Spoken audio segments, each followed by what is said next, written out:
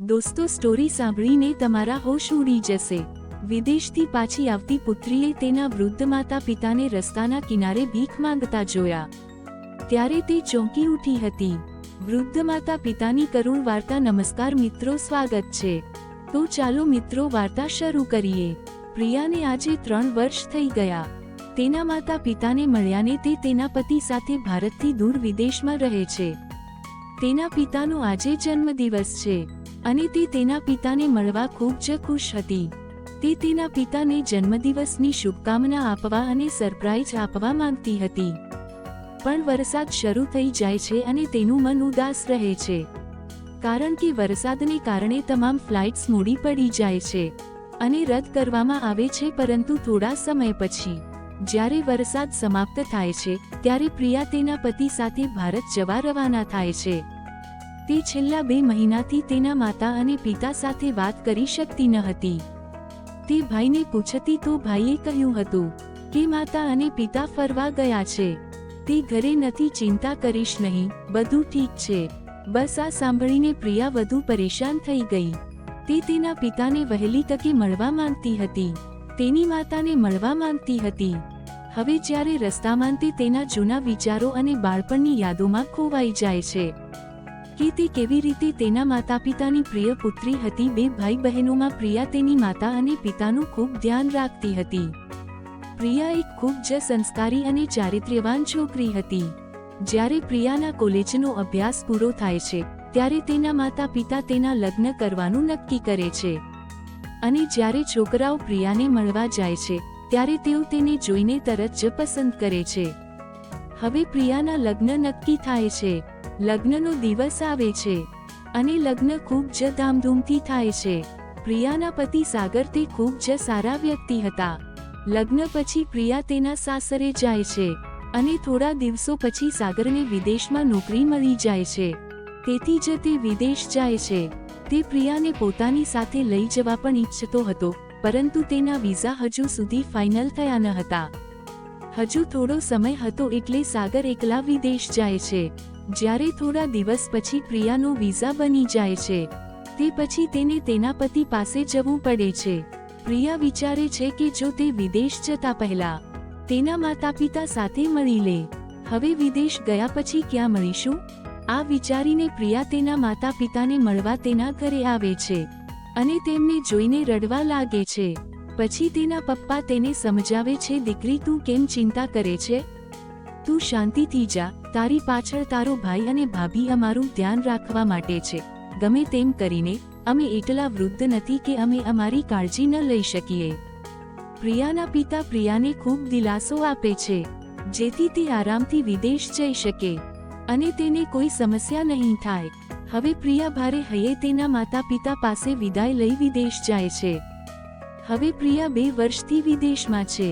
હવે પ્રિયા ખૂબ જ ખુશ હતી કે તે 2 વર્ષ પછી તેના માતા પિતાને મળશે, તેમને જોશે। કલાકોની મુસાફરી કર્યા પછી પ્રિયા તેના દેશ પરત ફરે છે। જલ્દી તે ઘરે આવે છે અને પહેલકામ તેના માતા પિતાને શોધવાનું કરે છે। અવાજ કરવા લાગે છે, માં, પાપા કયા છો? ભાઈ ભાભીને શોધે છે પણ ઘરે કોઈ મળતું નથી, તેથી તે તેના નોકરને પૂછે છે કે મમ્મી પપ્પા ક્યાં છે? ભાઈ ભાભી પણ દેખાતા નથી, દરેક જણ ક્યાંક ચાલ્યા ગયા છે। પછી નોકર બોલ્યો, હા દીદી, મોટા સાહેબ અને મોટી માલકીન થોડા દિવસો માટે બહાર ગઈ છે અને નાના માલિક અને નાની માલકીન મોટા સાહેબની પૂજા કરવા મંદિરે ગયા, કારણ કે આજે તેનો જન્મદિવસ છે। આ સાંભળીને પ્રિયા તેના પતિને કહે છે, ચાલો સાગર, આપણે મંદિરે જઈએ। પ્રિયા તેના પતિ સાથે તેના પિતાની પૂજા કરવા મંદિર જાય છે, પરંતુ તેને તેના ભાઈ અને ભાભી મંદિરમાં ક્યાંય દેખાતા નથી। તે વિચારે છે કે તે બીજા કોઈ મંદિરે ગયા હશે, તેથી પ્રિયાના મગજમાં એક વાત આવે છે કે પાપાએ તેમના જન્મદિવસ પર અનાથાશ્રમમાં અનાથ બાળકોને કેટલાક કપડાં અને કેટલીક ભેટો આપવાની ઈચ્છા જાહેર કરી હતી। આ વિચારીને તે આ વાતો તેના પતિને કહે છે। તેનો પતિ પણ આ વાત માની જાય છે અને બજારમાં જાય છે। બજારમાંથી કેટલીક ગિફ્ટ્સ અને કેટલાક કપડાં ખરીદ્યા પછી તેઓ અનાથાશ્રમમાં જાય છે અને ત્યાંના લોકોને કપડાં, મીઠાઈઓ, ભેટો અને બધી વસ્તુઓ આપે છે। અને તેઓ પ્રિયાના પિતાને ઘણી શુભેચ્છાઓ અને આશીર્વાદ આપે છે. પ્રિયા ખુશ હતી કારણ કે આજે તેના પપ્પાનો જન્મદિવસ હતો અને દુઃખી પણ હતી કારણ કે જો તેના પિતા તેની સાથે હોત અને જો તે પોતે આ બધી વસ્તુઓ વૃદ્ધો, આશ્રમો અને અનાથોને વહેંચત તો કેટલું સારું હોત. હવે આ બધું કામ પૂરું કરીને પ્રિયા તેના પતિ સાથે ઘરે પાછી જવા લાગે છે. ત્યારે પ્રિયાને વૃદ્ધાશ્રમથી થોડે દૂર તેના માતા પિતાની ઝલક જોવા મળે છે. તે તેના પતિ સાગરને કહે છે, સાગર ગાડી રોકો, મેં હમણાં જ મારા મમ્મી પપ્પાને જોયા છે. એવું લાગતું હતું કે તે રસ્તા પર બેઠા છે. થોડા સમય પછી પાછા આવ્યા. પછી પ્રિયા તેના માતા પિતાને જુએ છે. તે જુએ છે તેની મમ્મી પપ્પાની હાલત બહુ ખરાબ છે. જૂના ફાટેલા કપડાં પહેર્યા છે. આ જોઈને તે ખૂબ રડે છે અને તેને ગળે લગાવે છે અને કહે છે, મમ્મી પપ્પા, આ કેવી રીતે થયું? આ તમારી સાથે શું થયું? મારું દિલ તૂટી રહ્યું છે. મને કહો. તે દીકરી તેના પિતાને જોઈને જોર જોરથી રડવા લાગે છે. તેનું હૃદય ચીસો પાડવા લાગે છે. તેની આંખોમાંથી આંસુના પૂર વહેવા લાગે છે. તેની દીકરીને તેની સામે જોઈ બંને માતા પિતા તેમના પુત્રીને ગળે લગાવીને રડવા લાગે છે. પ્રિયાએ મમ્મીને પૂછ્યું, તમારી આ સ્થિતિ કેવી રીતે થઈ? ત્યારે તેની માતા કહે, તમે લોકો અહીં કેવી રીતે આવ્યા? તને શું કહું દીકરા, તારા લગ્ન થયા પછી તારા પિતા પણ નિવૃત્ત થઈ ગયા. તેઓ નિવૃત્ત થઈને ઘરે બેઠા હતા. તારી ભાભી અમને ખરાબ વાતો કરવા લાગી. તે અમારી સાથે દુર્વ્યવહાર કરવા લાગી અને તમારો ભાઈ પણ ધીમે ધીમે તેની પત્નીની સાંભળવા લાગ્યો અને તેણે પણ અમને દરરોજ ટોણા માર્યા. તે અમને બોજ સમજવા લાગ્યો. તારી ભાભી તારા પપ્પાને અને મને આખો દિવસ કામ કરાવતી અને તે પોતે તેના મિત્રોની પાર્ટીમાં વ્યસ્ત હતી. પછી પરિસ્થિતિ ધીમે ધીમે ખરાબ થવા લાગી દીકરા.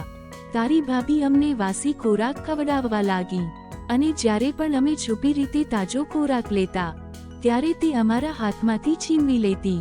આવા ઠંડા વાતાવરણમાં કામ કરવાને કારણે અને વાસી ખોરાક ખાવાથી તારા પિતાની તબિયત બગડી ગઈ.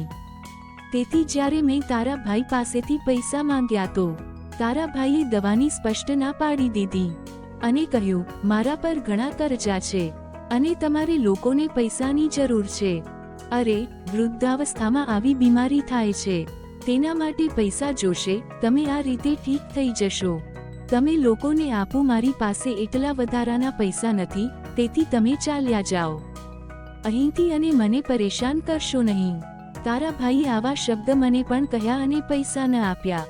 થોડા દિવસ તારા પિતાએ તેની કાળજી લીધી, પણ તારા પિતાને પછી કોરોના થઈ ગયો અને તારા ભાઈ ભાભીએ અમને બહાર ફેંકી દીધા. તારા પિતાને લઈ ખબર નહીં હું કયા કયા ભટકી. મારી પાસે પૈસા ન હતા, તેથી મેં મારી સોનાની બંગડીઓ, ગળાનો હાર બધું વેચી દીધું અને તેમાંથી મેં દવા કરી અને પછી થોડા દિવસો પછી તારા પિતાને રાહત થઈ.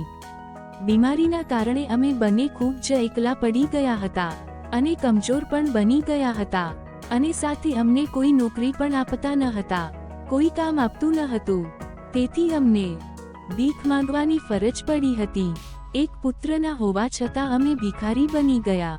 દીકરા આ સાંભળીને તેની પુત્રી મમ્મી પપ્પાને તેના ગળે લગાવે છે અને કહે છે, પાપા તમે તમારા ઘરે આવો, એ તમારું ઘર છે અને એ ઘરમાં તમારી યાદો વસે છે. તમે તમારી મહેનતના પૈસા અને તમારા લોહી અને પરસેવાથી તમારું ઘર બનાવ્યું છે. તમારી જગ્યા અહીં નથી, તમારી જગ્યા તમારા ઘરમાં છે. હું પણ જોઉં છું કે કોણ તમને તમારું ઘર છોડવા મજબૂર કરે છે.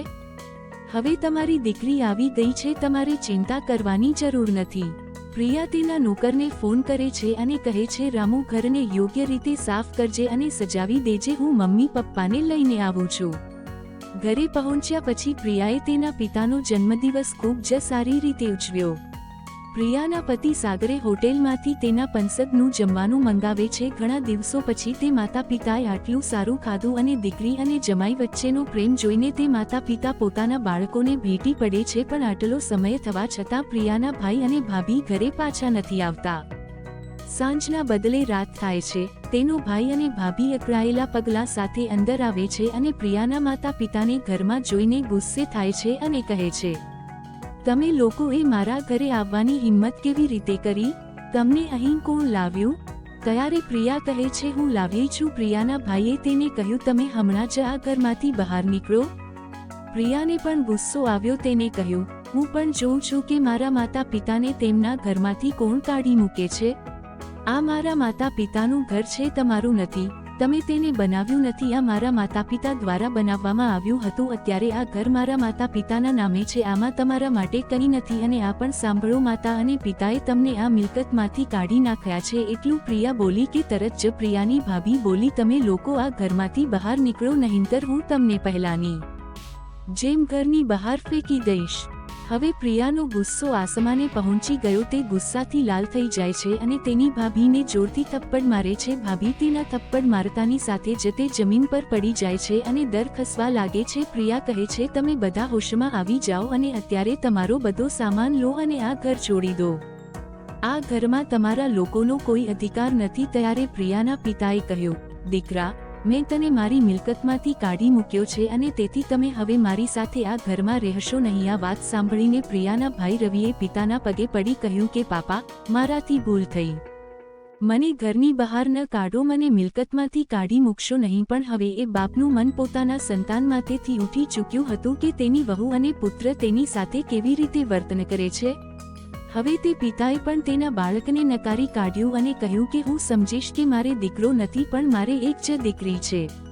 પ્રિયા તેના પતિને કહીને તેના ભાઈ અને ભાભીને ઘરની બહાર ફેંકી દે છે અને આ રીતે પ્રિયાના ભાઈ અને ભાભીને તેમના કર્મોનું ફળ મળ્યું. જેવું કર્યું સામે તેવું જ મળ્યું. થોડા દિવસો માટે પ્રિયા તેના માતા પિતા સાથે રહે છે અને જતા પહેલા તે તેના મમ્મી પપ્પા સાથે વાત કરે છે અને કહે છે તમે પણ અમારી સાથે આવો.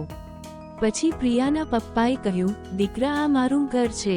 મેં લોહી પસીનાથી આ ઘર બનાવ્યું છે. તેથી પ્રિયાને તેના પિતાની જીદ સામે હારવું પડ્યું અને ભારે હૈયે તે તેના પતિ સાથે વિદેશમાં પાછી આવી અને તેના માતા પિતાના સમાચાર રોજ પૂછ્યા કરે છે. તો મિત્રો, વૃદ્ધ માતા પિતા સાથે આવું કરવાથી સામે તેના પુત્રને પણ એવું જ મળ્યું. કેટલાક પુત્રો અને પુત્રવધુઓએ રોગના ફેલાવાના ડરથી અને કોરોના વાયરસના ડરથી તેમના વૃદ્ધ માતા પિતાને ઘરમાંથી કાઢી મૂક્યા. તેઓને તેમના જ ઘરમાંથી કાઢી મૂકવામાં આવ્યા હતા. શું કોઈને કોઈ રોગ થશે તો મિત્રો તેને ઘરમાંથી કાઢી મૂકવામાં આવશે કે તેની કાળજી લેવામાં આવશે અને તેની સેવા કરવામાં આવશે? તો પ્રિય મિત્રો, તેથી જ અમે કહીએ છીએ જેવું કરશો તેવું ભરશો. કેવી રીતે એક દીકરીએ તેના માતા પિતાના અધિકારો પાછા મેળવ્યા અને તેમને તેમનું યોગ્ય સન્માન આપ્યું, તેની સંપત્તિ તેને પાછી અપાવી અને પુત્રોને તેના કાયનું ફળ મળ્યું.